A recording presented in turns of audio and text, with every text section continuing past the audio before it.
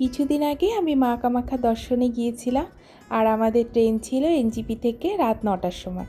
আর আমরা কিন্তু পরের দিন সকালবেলা কামাখ্যা স্টেশনে 8টা নাগাদ নেমেছি। আর কামাখ্যা স্টেশন থেকে কামাখ্যা মন্দিরের পাহাড়টা অনেকটাই কাছে।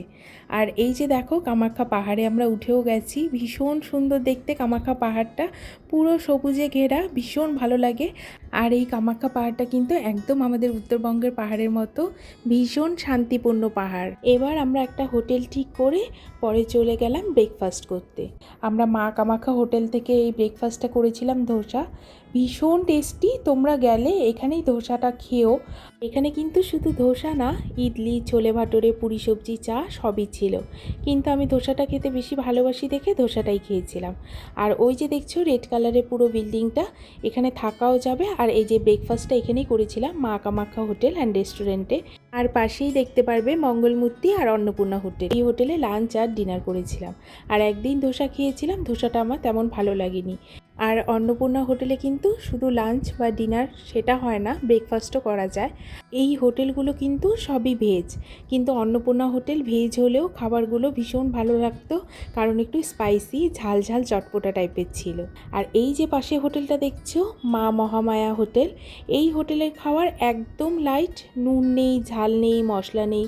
আমার হাজব্যান্ড বললো অ্যাসামিসরা এই টাইপের খাবার খেতে পছন্দ করে, তাই হয়তো এই হোটেলে এই হালকা খাবারটাই ওনারা তৈরি করে।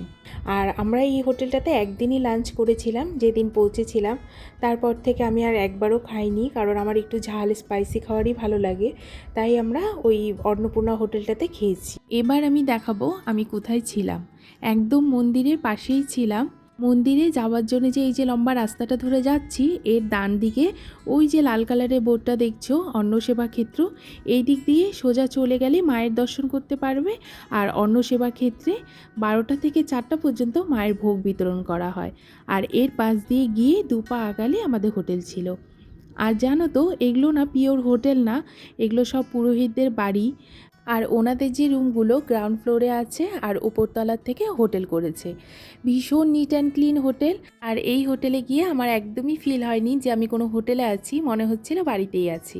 আর এই রুমটার যে ভিডিও করেছি এটা আমাদের রুম ছিল না, আমাদের রুমে ঢুকে গেছি বলে পরে আর ভিডিও করা হয়নি। এটা পাশের রুম ছিল। আর অনেকটা বড় রুম, বাথরুমটাও বড় ছিল আর ব্যালকনিটাও বড়। আর জানলাটাও ভীষণ বড়, তার জন্য খুব হাওয়াও আসছিল। আর আমরা যে রুমে ছিলাম সেই রুমের জানলা দিয়ে কিন্তু সন্ধ্যেবেলার যে পাহাড়ের গায়ে লাইট জ্বলে সেই জিনিসটা দেখা যাচ্ছিল। আর দেখতে কিন্তু ভীষণ ভালো লাগছিল। মায়ের মন্দিরের পাশ দিয়ে কিন্তু সব বাড়ি কাম হোটেল, সেটাই দেখতে পারবে। পিওর হোটেল একটু কমই আছে, গাড়ি স্ট্যান্ডের ওখানে একটু বেশি পাবে ওই পিওর হোটেলটা, তাও তেমন বেশি না। আর আমার মনে হয় এত সুন্দর নিট অ্যান্ড ক্লিন একটা হোটেল পেয়েছি নিশ্চয়ই মায়ের আশীর্বাদ ছিল বলে পেয়েছি, কারণ ওখানে হোটেল পাওয়া খুব কষ্টের, ভীষণ ভিড় হয়, হোটেল পাওয়াই যাচ্ছিল না। অনেক খুঁজেছি, খোঁজার পরে এটা পেয়েছি। আজ তাহলে এই ভিডিওটা এখানেই শেষ করছি, অনেকটা লম্বা হয়ে গেল। নেক্সট আবার একটা খুব সুন্দর ভিডিও নিয়ে তোমাদের সাথে শেয়ার করব।